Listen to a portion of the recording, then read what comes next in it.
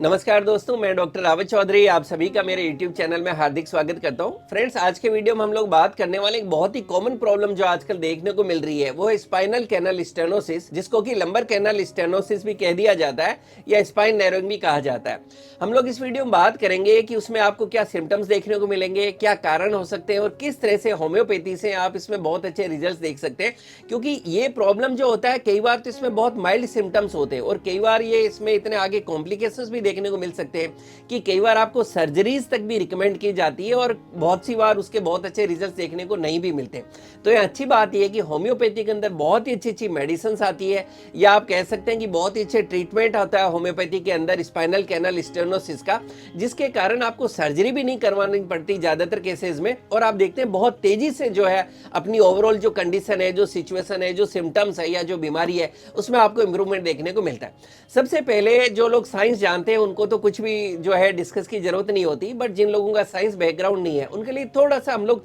Basic routine की language में समझने की कोशिश करेंगे कि आखिर इस बीमारी में आपकी बॉडी में क्या बदलाव देखने को मिलते हैं। देखिए, स्पाइनल कैनल स्टेनोसिस की हम लोग बात करें तो आप कह सकते हो, अगर रूटीन में बात करें तो आपकी जो स्पाइन है या आप कहें जो आपकी रीढ़ की हड्डी है उसके आपके शरीर के अंदर बहुत सारी नर्व्स या नसें निकलती है और ये नसें आपकी बॉडी के अलग अलग अंग या आपके पार्ट्स को कंट्रोल करती है। जो मूवमेंट्स है हम लोग या जो भी हमारी बॉडी के अंदर हलचल हो रही है, चाहे मैं हाथ हिला,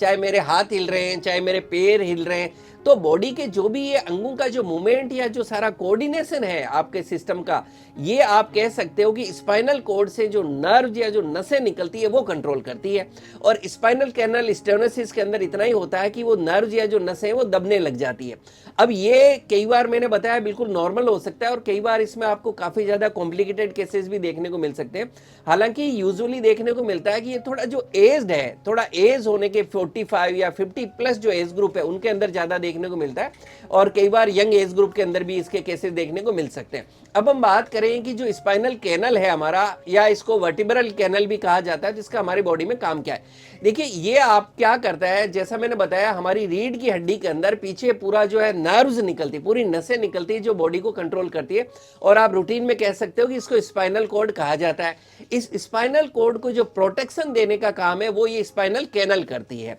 और स्पाइनल कैनल स्टेनोसिस में क्या होगा कि ये जो प्रोटेक्शन देने का जो स्पाइनल कैनल है या जो आप कह सकते हैं जो रास्ता है, ये धीरे धीरे इसके अंदर स्टेनोसिस होने लगता है, यानी इसमें संकुचन होने लगता है। ये धीरे धीरे आप कह सकते हो कि थोड़ा छोटा होने लगता है, जिसके कारण क्या होगा कि वहां से निकलने वाली जो स्पाइनल कॉर्ड है या जो नसें हैं नेचुरली उनके ऊपर जो है प्रेशर या दबाव बनने लगेगा। मान लीजिए ये हमारा स्पाइनल कैनल है और ये इसमें से स्पाइनल कॉर्ड निकल रही है। अब अगर धीरे धीरे ये इस पे प्रेशर या दबाव बनाने लगेगी तो अंदर जो भी नर्व थी उस पे प्रेशर क्रिएट होगा, जिसके कारण हमारे शरीर के अंदर कई तरह की एबनॉर्मलिटी या सिम्टम्स या लक्षण या आप कह सकते हैं एक बीमारी होने लगती है, जिसको हम स्पाइनल कैनल स्टेनोसिस कह सकते हैं। अब हम इसके कारण की बात करें तो जैसा मैंने शुरू में बताया, सबसे ज्यादा ये एज रिलेटेड केसेस में देखने को मिलती है, क्योंकि जैसे जैसे एज होती है, एज के साथ हमारे शरीर में कई तरह के चेंजेस, कई तरह के बदलाव आने लगते हैं, कई तरह की हमारी स्पाइनल कैनल में वियर टियर होने लगती है विद एज, जिसके कारण आपको स्पाइनल कैनल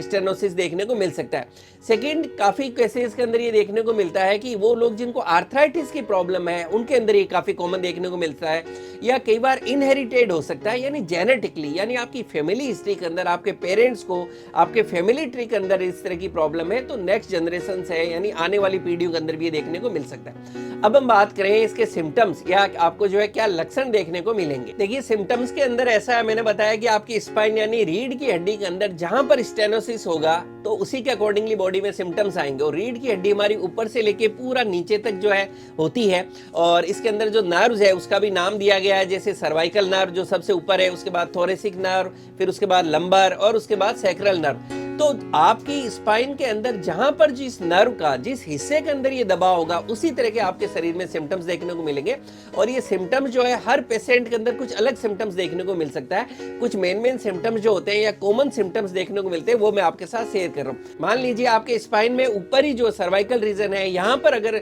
आपकी नर्व कंप्रेस हो रही है तो आपको हाथों के अंदर जो है कुछ सिम्टम्स देखने को मिल सकते हैं, जैसे आपके हाथ हैं, आपके शोल्डर है, नीचे हाथों में जो है पूरा नीचे अंगुलियों तक आप पेन डिस्कम्फर्ट इस तरह का महसूस कर सकते हैं, यानी हाथों में आपको दर्द आ सकता है, आपको सुनपन जो है, चींटियां से चलने का या इस तरह के आपको सिम्टम्स लक्षण देखने को मिल सकते हैं। इसी तरह से आप देख सकते हैं कि आपके जो मसल्स है, मांसपेशियों के अंदर कमजोरी आ रही है, टिंगलिंग से सेंसेशन है, इस तरह के आ सकते हैं। इसी तरह से अगर मान लीजिए काफी ज्यादा जो कॉमन केसेस देखने को मिलते हैं वो आपके लंबर यानी कमर के नीचे वाले हिस्से के अंदर स्टेनोसिस होता है, उसके कारण काफी ज्यादा केसेस देखने को मिलते हैं। उसमें सिम्टम्स देखने को मिलेंगे कि जैसे आपके पैर हैं उनके अंदर होगा, आपको नमनेस देखने को मिलेगी, आपको सेंसेशंस जो है वहां पे आपको जो है लॉस ऑफ सेंसेशन होने लगेगा। इसी तरह से आपको यूरिन से रिलेटेड सिम्टम्स आ सकते हैं कि आपको यूरिन पे जो है कंट्रोल है, पुअर हो गया, पुअर ब्लैडर जो कंट्रोल है वो होने लगता है, यूरिन की फ्रीक्वेंसी बढ़ गई, या आप कह सकेंगे कि यूरिन पे आपका उतना अच्छा कंट्रोल नहीं रहा है, इमरजेंसी सी आपको फील होने लगेगी।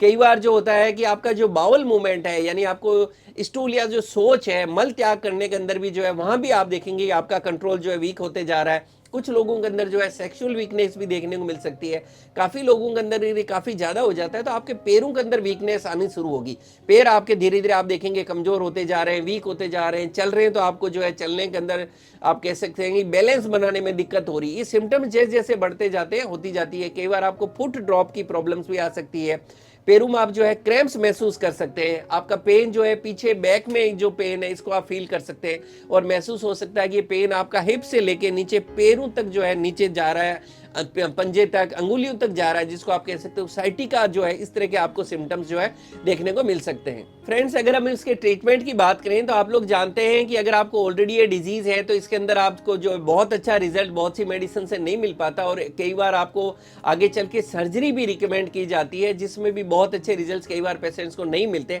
तो यहाँ बहुत अच्छी बात है कि आपका जो भी ट्रीटमेंट चल रहा है आप उसके साथ के अंदर आप होम्योपैथी अगर आप ट्रीटमेंट लेते हैं तो आप देखेंगे बहुत तेजी से जो है आपकी कंडीशन में सुधार होगा, आपकी बीमारी में जो है बहुत अच्छे रिजल्ट्स आपको देखने को मिलेंगे। मेडिसिन की बात करें तो जैसा अभी हमने बात की कि पेशेंट टू पेशेंट जो है सिम्टम्स बिल्कुल अलग मिलेंगे। आपके कहां पर जो है स्पाइनल कैनल में स्टेनोसिस है उसके अकॉर्डिंगली आपके लिए आपके डॉक्टर बिल्कुल ही अलग मेडिसिन प्रिस्क्राइब कर सकते हैं, क्योंकि स्पाइनल कैनल स्टेनोसिस में सब में सेम सिम्टम नहीं आएगा। सारे पेशेंट्स के अंदर डिपेंड की उसकी स्पाइनल के अंदर जो है कहां पर जो है स्टेनोसिस है उसके अकॉर्डिंगली उनके लिए जो सिम्टम्स आएंगे बॉडी में और जो कोज होगा जिस कारण से होगा उसके अकॉर्डिंगली आपके डॉक्टर साहब जो आपको मेडिसिन देंगे वो आपके लिए बेस्ट वर्क करेगी। लेकिन फिर भी मैं आपके नॉलेज के लिए कुछ मेडिसिन जो आपके साथ शेयर कर रहा हूँ जो ज्यादातर केसेस में वर्क करती है। सबसे पहली मेडिसिन जो देखा है बहुत अच्छे रिजल्ट देती है वो लेथायरस सटाइवस। लेथायरस सटाइवस को देखा कि 30 पोटेंसी में बहुत अच्छे रिजल्ट देती है और इसको आप दिन में 3 बार, सुबह दोपहर शाम दिन में 3 बार ले सकते हैं। नेक्स्ट हम मेडिसिन की बात करें तो जेल्सिमियम इसके लिए एक बहुत अच्छी मेडिसिन देखी गई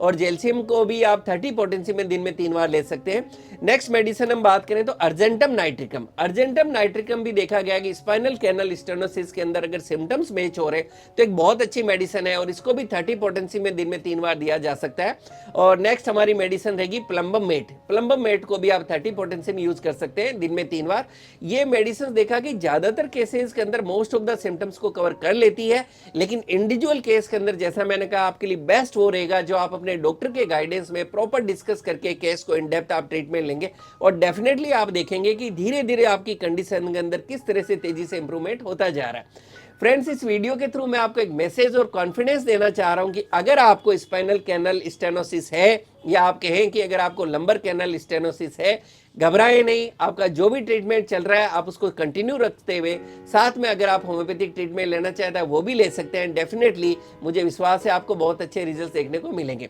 फ्रेंड्स, इसी तरह से मुझसे जुड़े रहने के लिए मेरे यूट्यूब चैनल को लाइक करें, शेयर करें, सब्सक्राइब करें और बेल आइकन जरूर दबाएं जिससे मैं जैसे ही कोई वीडियो डालूं आपको नोटिफिकेशन मिल सके। Thank you.